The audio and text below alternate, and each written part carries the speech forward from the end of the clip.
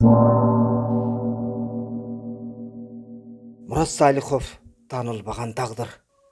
Сталиндик репрессиянын курмандыгы Кыргыз ССР Борбордук аткаруу комитетинин төрагасынын кызматын аткарган Мурат Салиховдун белгисиз өмүр жолу. Аты жөнү да айрым китептерде жаңылыш жазылып жүрөт. Мисалы 2003-жылы чыккан Кыргыз тарыхы энциклопедиясында Салихов Мурат, туурасы Салыков, мамлекеттик жана саясий ишмер, 1905-жылы азыркы Баткен облусунун Баткен районундагы Рабат кыштагында туулган. 1923-жылы Кокон педтехникумун, 1925-жылы Ташкенттеги агартуу институтун бүткөн.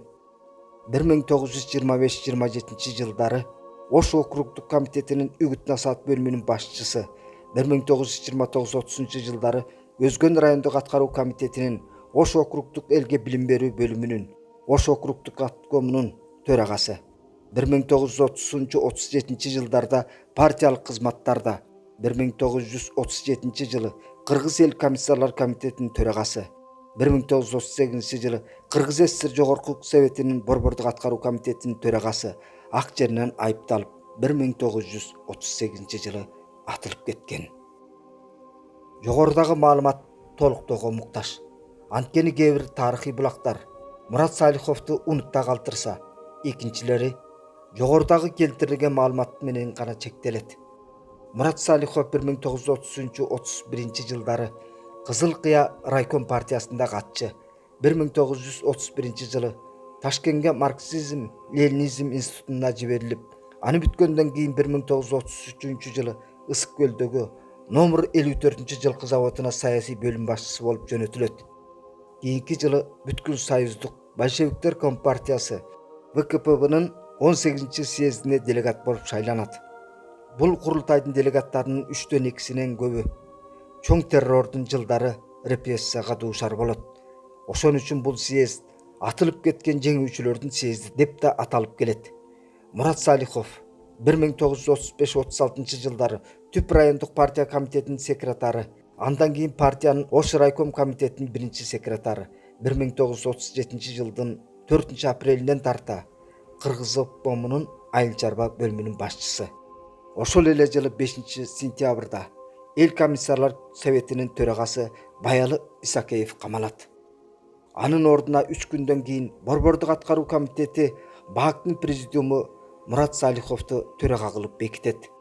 Келерки жылы 28 февралда Кыргызстан Борбордук аткаруу комитетинин 7-сессиясы Салиховду эл комиссарлар советинин төрагалыгынан бошотуп, республикалык БАКтын төрагасынын милдетин аткаруучу кылып бекитет.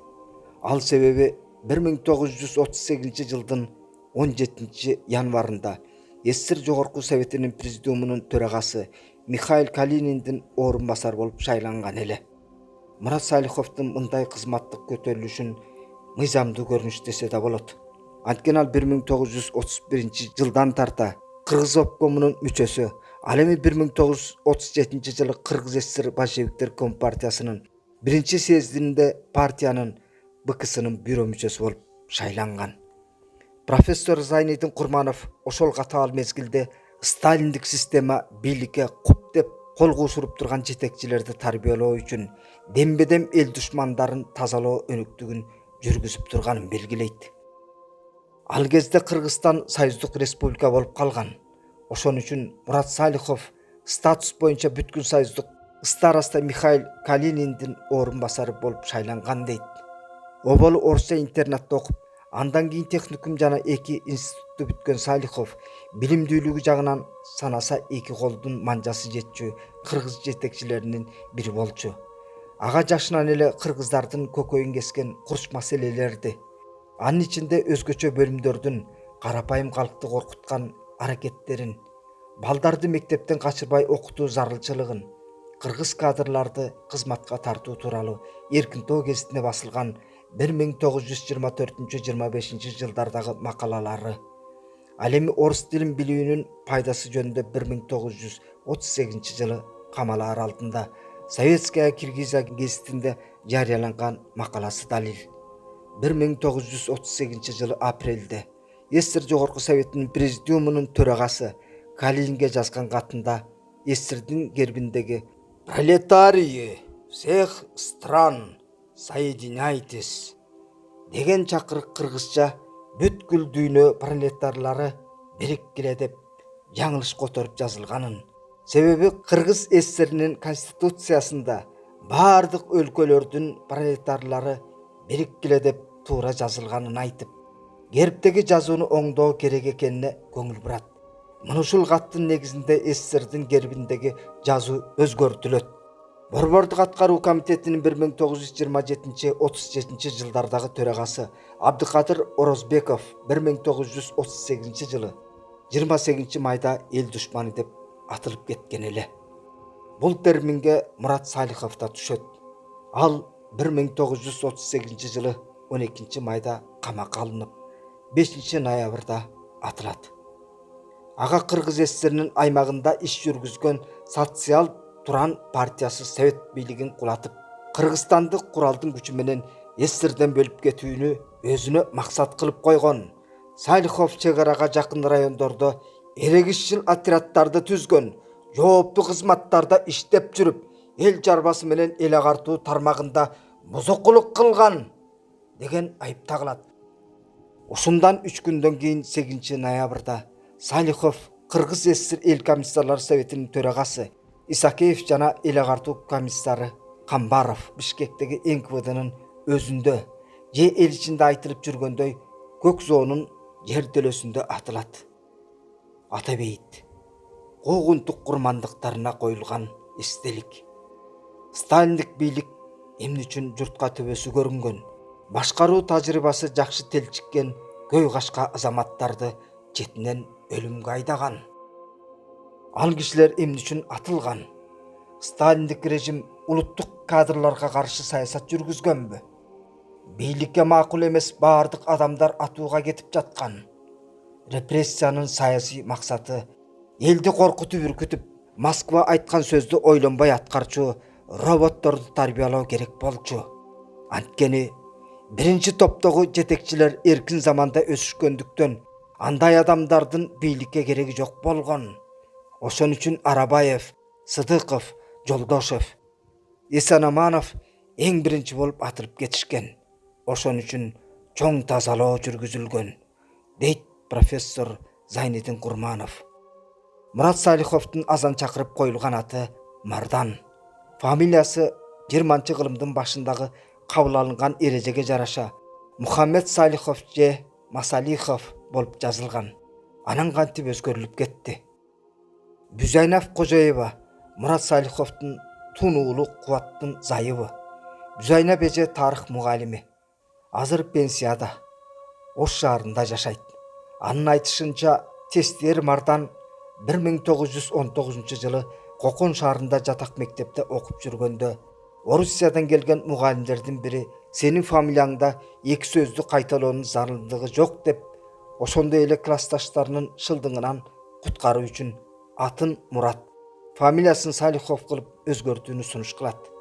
Муну Мардандын бир тууган агасы Садык да макул көрөт. Ошентип Мардан Мухаммед Салихов же Масалихов 14 жашында Мурат Салихов болуп калган. Ушундай эле маалымат Мурат Салиховдун кызы, азыр арабыздан өтүп кеткен Атыркүл Салихованын 2004 жылы Алматыдан орус-кыргыз тилдеринде чыккан Буюккан жылдыз автобиографиялык китебинде да келтирилет. Мурат Салихов атылып кеткенден кийин аялы Ажар жер чийген чачтарын кесип, белди бекен бууп, балдарын алып ошол кездеги Эйлек болосуна барат. Аңгектен кассаң дөңгөккө болуп, күйөөсүнүн журтуна Ажар батпайт. Лейликке барса, туугандары аларды мурдагыдай кабыл алышпайт, дейт Бүзайнап эже. Ошондо кайненем баласы менен кызын ээрчитип алып, Ош шаарына Тагаев деген жакын туугандарыныкына келет. Эл душманы Мурат Салиховдун бала чакасына баш байнек беришүүдө дешип, Тагаевди түрмөгө олтургузушат. Ал бул менин бир тууган карындашым. Кантип карындашымды көчөгө таштап коем деп жатып камоодон кутулат. Мына ушундан кийин Ажар Салихова фамилиясын Арапбаева кылып өзгөртүп, эки чүрпөсү менен Өзбекстандагы туугандары тарапка из жашырганы кетет. Ал жактан кайра келип, Жалал Абадта, кийин 1942 жылы Ошто туруп калат. Ажар билимдүү эле. Ал 1933 жылы Ташкенттеги Борбор Азиянын Кызыл университетинде 1 жылдык курсту бүткөн. Фабрикада 1 жылча иштейт да 1943 жылы Аравандагы Жаңы Араван мектебине мугалим болуп орношот. Ажар Арапбаева Араван жеринде иштеп жүргөндө тагдырдын экинчи соккусуна кабылат. Ал Бишкекте соттордун эшигин кагып, адилеттик издеп жүргөндө таанып калган Жумагулов деген прокурор Араванга которулуп келип калат. Жана трактористтер мектебинде окуп жүргөн 13 жаштагы Кубатты чейинден чыккан Бейбаш деген жалаа менен балдар колониясына айдап жиберет. Ал Бишкекте сот кеңсесинде апасын ээрчип жүргөн 8 жаштагы Кубаттын колундагы азык-түлүк карточкасын көрө коюп, эл душмандарын багууга мамлекет милдеттүү эмес деп аны колунан жулуп алган экен. Анан Кубатты чыккынчынын баласы дешип, Ташкенттеги балдар колониясына айдап жиберишет деп улантты сөздү Бүзайнап Салихова. Ошондо кайненем Тажик ССРинин юстиция министри болуп иштеп жаткан кайнагасы Дастан Салиховго кат жазып, Кубатты балдар колониясына алып кеткенин кабарлайт. Кайнагам Ташкентке барып, Кубатты колониядан чыгарып келет. Кайнагамды Кыргыз ССРинин эл душманы делип кызматтан алынган. Жогорку аткаруу комитетинин төрагасынын бир тууганы, анын баласы алып келди дешип кызматтан кетиришет. Ошондон кийин Дастан Салихов Тажикстандын Шурап шаардык аткаруу комитетинин төрагасы болуп иштеп калат. Кубат кенде иштеп жүрөт. Андан качып Кызыл Кыяга келип, индустриалдык училищеге кирет. Окуу жайдын директору Кузьмич деген киши өзү, аялы да ата мекендик урушка катышкан экен. Жатаканада кандайдыр бир мушташ болсо, же чечендер менен уруш чыкса, ким баштады десе эле чогуу окуган балдар Кубатты көрсөтүшөт. Кузьмичтин аялы безилдейт. Не трогай его, он будет человеком.